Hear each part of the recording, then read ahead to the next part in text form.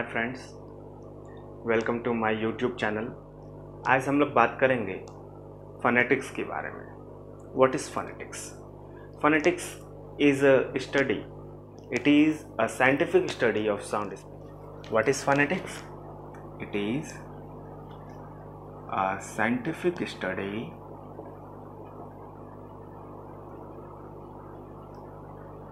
of speech sound. Phonetics is a scientific study of speech sound. अब हम लोग जानते हैं कि हर एक लैंग्वेज का अपना अपना लेटर है, अक्षर है।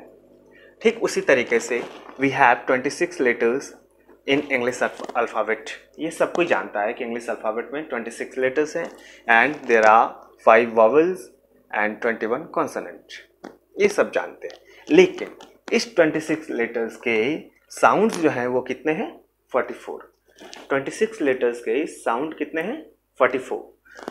और इस साउंड में भी वॉवेल साउंड है और कॉन्सोनेंट साउंड है। वॉवेल साउंड में 20 एंड कॉन्सोनेंटल साउंड कितना? 24। वॉवेल साउंड दो प्रकार का है, मोनोप्थंग्स एंड डिप्थंग्स। अगर आप केमिस्ट्री में पढ़े होंगे तो आप जानते होंगे कि मोनो और डाई। मोनो मतलब होता है एक और डाई मतलब होता है दो। तो यहाँ पर ये मोनोप्थंग्स है यानी कि सिंगल साउंडेड वॉवल, और ये डिप्थंग्स है डबल साउंडेड वॉवल। अब मोनोप्थंग्स को हम लोग प्योर वॉवल्स भी कहते हैं। क्या कहते हैं?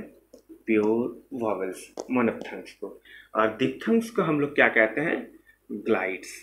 इसके पीछे रीजन ये है कि डिप्थंग्स में दो वॉवल साउंड्स एक साथ होता है। इट मीन्स कि diphthongs it is a combination of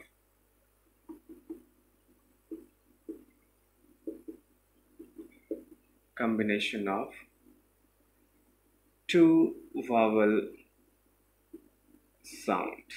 जगह नहीं होने की वजह से मुझे दो ऐसे लिखना पड़ा, two vowel sounds. And monophthongs it is single vowel sound. And what is vowel? Vowel it is a sound without friction. Friction कहने का सेंस है कि बिना किसी रुकावट के, बिना किसी अवरोध के जो साउंड एक बार में बाहर आ जाती है वो क्या है?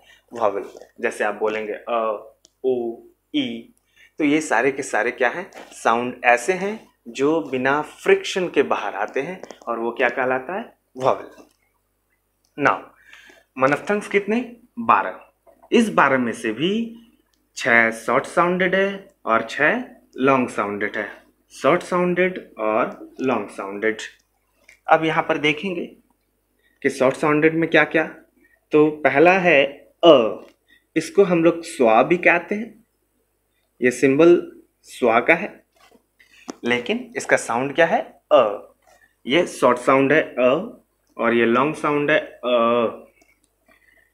फिर ये शॉर्ट साउंडेड आ और ये आ। फिर ये शॉर्ट साउंडेड ई, ई, उ, ऊ, ए, ओ, ओ।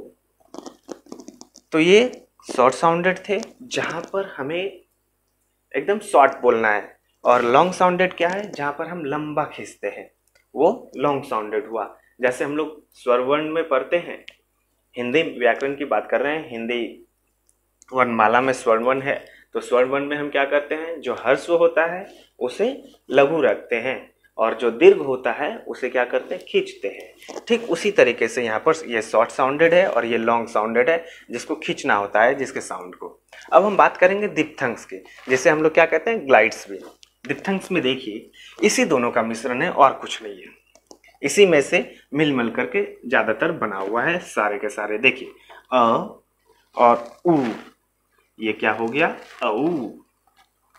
फिर उ और अ, इसी को पलट दिए तो क्या बन गया? उ अ। फिर देखिए ई और अ, ई अ। यहां देखिए ई और ये अ, ये क्या बन गया? सॉरी, ई अ, ई अ। फिर देखिए ये क्या है? यहाँ से ए और फिर ई, ए ई, फिर आ और ई, यहाँ से आया आ और ये ई, आ ई। फिर देखिए आ ऊ, यहाँ से आया आ, यहाँ से ऊ, आ ऊ। फिर देखिए ओई, ओ इधर से आया और ई इधर से, साउंड क्या हो गया, ओई। आप गोलमाल देखे होंगे, तुषार कपूर, वो गूंगा का रोल करता है उसमें, लेकिन वो जो भी उच्चारण करता है वहां पर फ्रिक्शन, गूंगा जो है वो वॉवल प्रोनाउंसिएट कर सकता है, वो बोल सकता है। जैसे आप उसमें देखिए गोलमाल में तुषार कपूर को क्या करता है, आ उ ए, बस यही सारे के सारे दिप्थंग्स ही वो प्रोनाउंसिएट करता है, या नहीं तो मनपथंग्स। नहीं तो आप एक बार इस वीडियो को देखने के बाद गोलमाल का सीन जो है, आप तुषार कपूर का कुछ सीन देख लीजिएगा कि वो बोलता कैसे है ना। अब हम बात करेंगे कॉन्सोनेंटल साउंड की। कॉन्सोनेंटल साउंड कितना है हमारे पास में, 24, क्योंकि भावल साउंड कितना था, 20।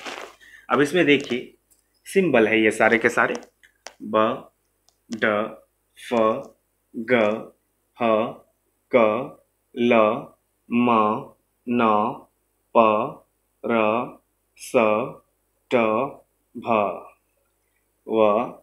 ये इंटीग्रेशन आप जानते होंगे मैथमेटिक्स में, और जो अगर जिन्हें नहीं पता वो बस जान लीजिए कि पंखा लटकाने की जो कड़ी होती है बस वैसा मान लीजिएगा।